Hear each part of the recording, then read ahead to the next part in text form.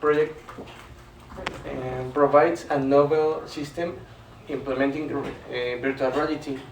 We will review some fundamental concepts about what is neurofeedback and what is concentration. Then we can move forward to the system's application and why is this so important to provide to the users the attention. And well, once that we review this, we will see the data visualization that the system had recorded previously from 3 participants. And finally, we will see the results of the TOBA test to test the efficiency of the system. And well, what is concentration? As you can see, concentration is the ability to center the attention in something or in someone or when you execute a task.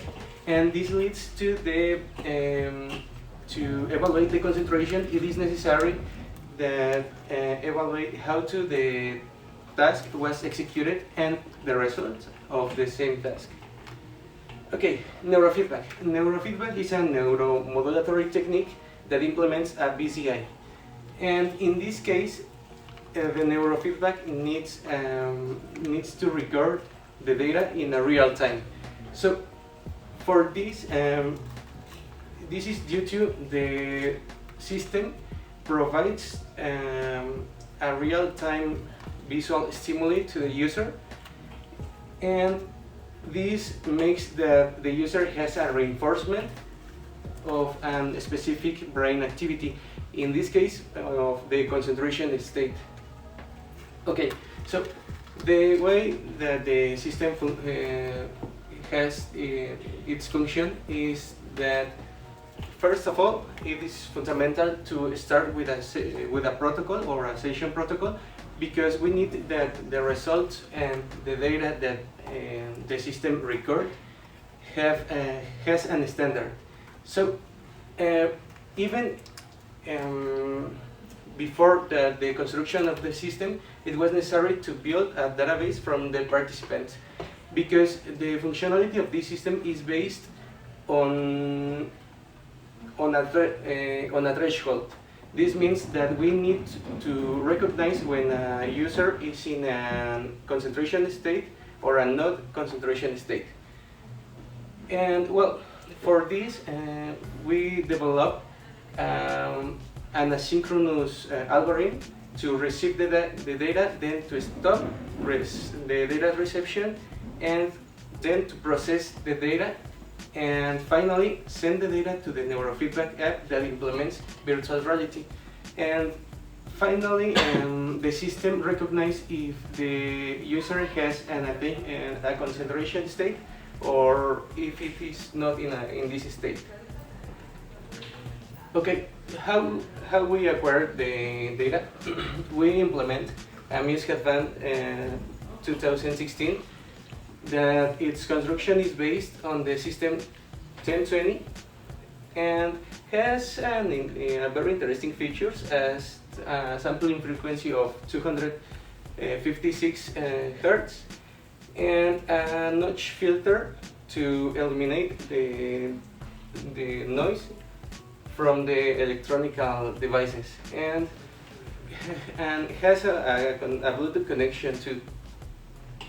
And this headband has 4 electrodes, but due to the nature of this system, we only focused on the forehead electrodes that are the AF7 and AF8 electrodes. Okay, and to send the data to the computer, we implement a mind monitor that is a mobile app to send via Wi-Fi to the laptop.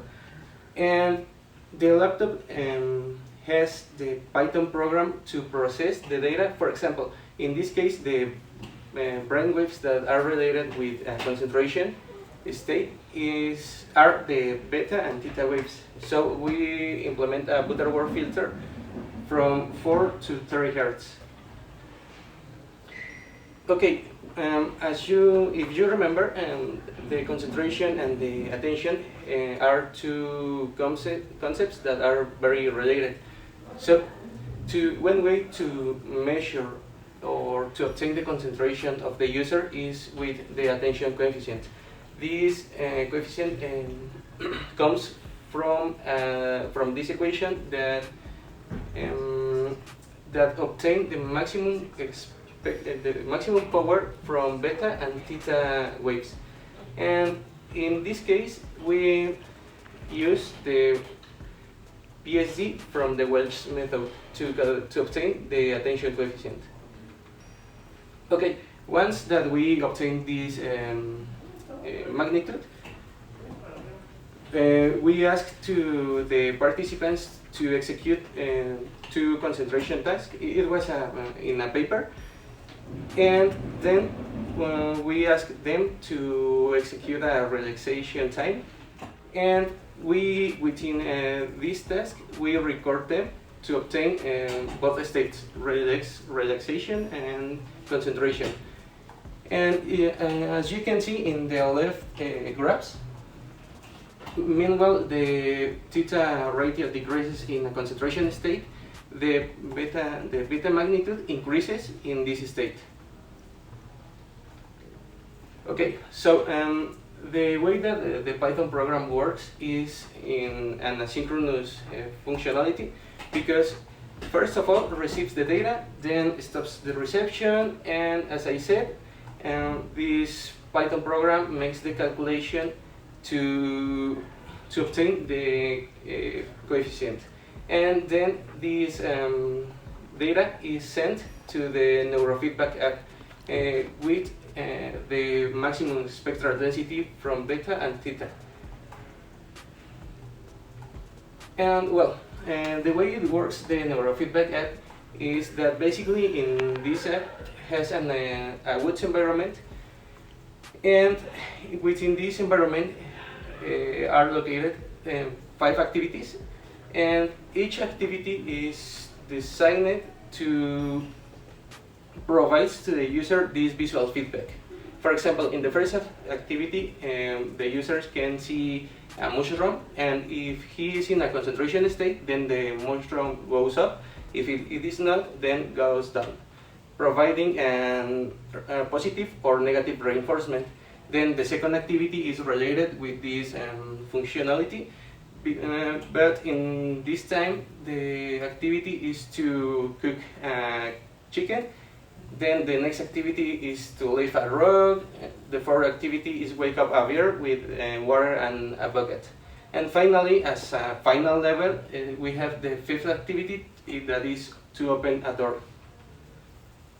Okay, to select the participants, we focus on the accomplishment of 5 main points. The first point is the compliance with mental health, and for this we use the DAS-21 test. Then the second point is that the headband, the data from the headband can be separated in a concentrated state and in a non-concentrated state in the frontal electrodes. Then the third point is that the user has an accomplishment to manipulate the data. Then the fourth, and one of the most important, is the comfort with the virtual reality, because sometimes the people feel sick or has a headache with this kind of technology. And finally, we focus on the university students, so we need that they have schedule availability. And in these graphs, we can see the separation between both states, the concentration that are the red, and not concentration, and the threshold. Okay, so the session protocol to apply this system, it was first of all clean the area, the forehead of the participants, and then tuning the VR system. So once that this will be ready, the next step it was to calibrate the system. Even when we have a threshold previously calculated from the participants, we need to calibrate the system too, because sometimes due to the emotional state of the users, maybe the magnitude of their attention coefficient could be less than the other days, or on the contrary. And we ask them some questions about his mental health. Sorry. And well, as you can see, we have a graph related to the execution of the task. This graph has the magnitude of the attention coefficients throughout a session. And as you can see, between the lines, the blue lines is the first activity, and the magnitude of the attention coefficient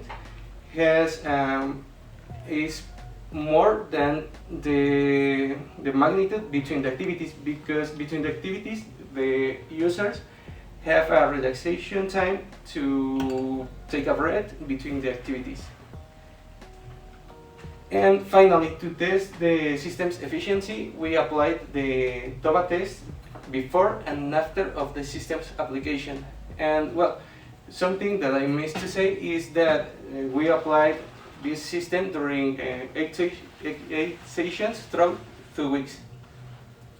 In the blue lines are the test one that it was before, and the orange ones is after of the system application. And well, in this case we applied to two women and 1 man, and the better improvement in this case was from the subject 2, that its errors of commission. It means that in the TOBA test you have to select two objectives. Sorry, one objective from 2 objectives. And this is errors of commission that the participant select the wrong one, and errors of commission that the participant didn't select the correct one. And well, here we have some references about our work. Thank you very much.